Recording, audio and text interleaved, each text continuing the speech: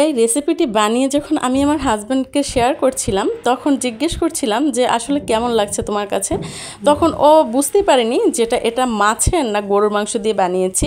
তো ও বলছিল তুমি আছো বলেই আসলে আমি বেঁচে আছি। সে কিন্তু শুনে অবাক হয়ে গেছে যে এটা তেলাপিয়া মাছ দিয়ে বানানো। এখানে আমি একটা তেলাপিয়া মাছ নিয়েছি আর মাছটার মাথা কিন্তু কেটে রেখে দিয়েছি। আর এখানে হচ্ছে হাফ কাপের মতো পানি, হাফ টেবিল চামচের মতো হলুদ আর অল্প একটু লবণ দিয়ে তারপরে হচ্ছে সিদ্ধ করে নিচ্ছি। তো দেখতে পাচ্ছেন পানিটা ফুটে উঠেছে। এ পর্যায়ে হচ্ছে কি একটু উল্টে দিব মাছটা। এই যে নিচে চামড়াটা লেগে গেছে, তো বুঝতে হবে যে পিছন সাইড কমপ্লিট হয়ে গেছে সিদ্ধ, এই যে দেখতে পাচ্ছেন। তো এর জন্য আমি উল্টে দিচ্ছি। মাছ যখন সিদ্ধ হয়ে যাবে তখন হচ্ছে তুলে ঠান্ডা করে এই রকমের করে আস্তে কাটা বেছে নিতে হবে। অবশ্যই চামড়া নেওয়া যাবে না, চামড়াটা আস্তে আলাদা করে রেখে দিতে হবে, শুধু মাছটুকু নিতে হবে। আর এই যে পেটির সাইডের যে তেল তেল যে একটা ভাব থাকে ওইটুকু নেওয়া যাবে না, ওইটুকু ফেলে দিতে হবে। যে আপনাদের বাসায় যদি বিড়াল টিড়াল থাকে তাহলে তাদেরকে খাইয়ে দিতে পারেন। তো এই যে আমি মাছের কাটা বেছে তারপরে হচ্ছে এখানে নিয়ে নিলাম। এর মধ্যে নিয়ে নিচ্ছি হচ্ছে 2টা পেঁয়াজ কুচি, 4টা কাঁচামরিচ নিয়ে নিলাম। এখানে হচ্ছে পরিমাণ মতো লবণ নিয়ে নিয়েছি। লবণের সাথে পেঁয়াজ আর মরিচটা খুব সুন্দর করে আলাদাভাবে একটু মেখে নিলাম। এখানে আমি 1 চামচের মতো মরিচের গুঁড়ো দিয়ে দিয়েছি, যেহেতু এখানে কাঁচামরিচ দিয়েছি 4টা। হলুদের গুঁড়ো দিয়ে দিলাম হাফ চামচের থেকেও কম। আর এখানে হাফ চামচের মতো হচ্ছে গরম মশলা গুঁড়া। আর এখানে দিয়ে দিচ্ছি হাফ চামচ জিরা বাটা।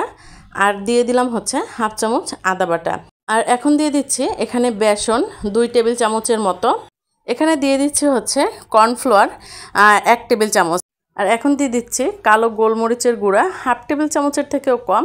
এখানে 1 টেবিল চামচের মতো লেবুর রস দিয়ে দিয়েছি।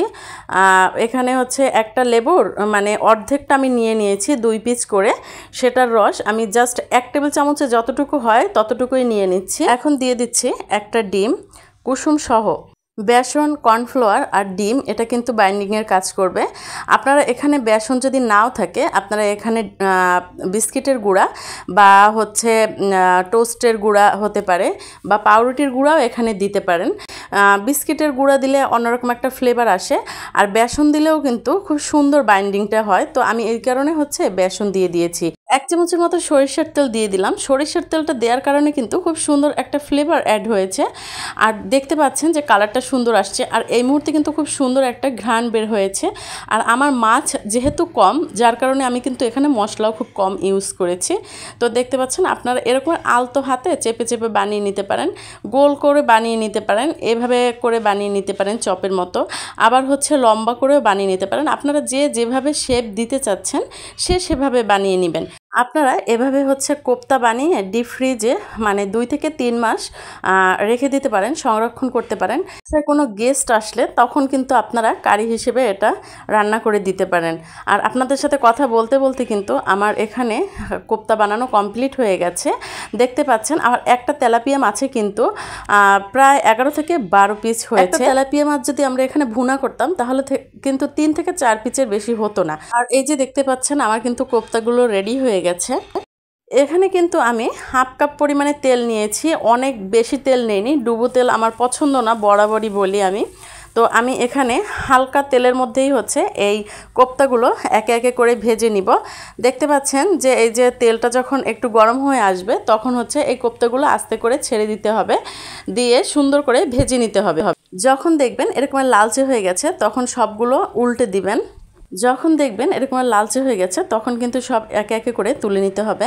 তুলে নেওয়ার পরে এই যে দেখতে পাচ্ছেন খুব সুন্দর একটা কালার আর খুব সুন্দর একটা ঘ্রাণ আসছে, খেতে কিন্তু খুব মজা ছিল। এখন এগুলোকে আমি রান্না করব।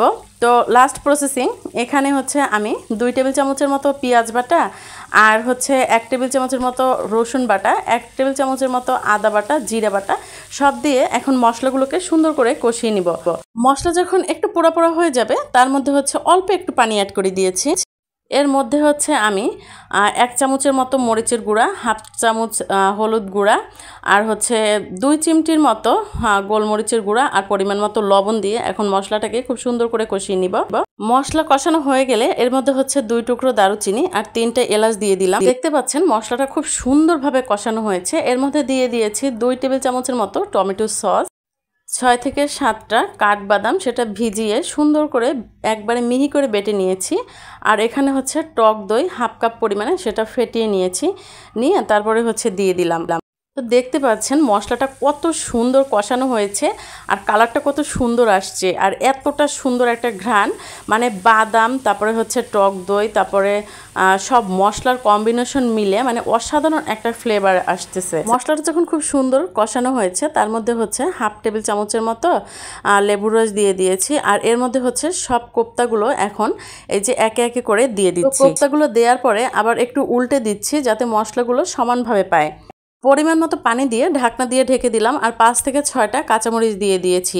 কাঁচামরিচ দেওয়ার কারণে কিন্তু খুব সুন্দর আরও একটা ফ্লেভার অ্যাড হবে। আর এখানে দিয়ে দিচ্ছি হচ্ছে 1 চামচের মতো চিনি। চিনিটা কিন্তু স্বাদের একটা ব্যালেন্স করবে। আর এই যে দেখতে পাচ্ছেন পানি টেনে গিয়েছে, কালারটা কত সুন্দর আসছে আর তেল বের হয়ে আসছে। তেল বের হয়ে আসার পরে এখানে আমি অ্যাড করে দিচ্ছি ব্রেস্তা। ব্রেস্তাটা দেওয়ার কারণে কিন্তু মানে খেতেও ভালো লাগবে, দেখতেও ভালো লাগতেছে।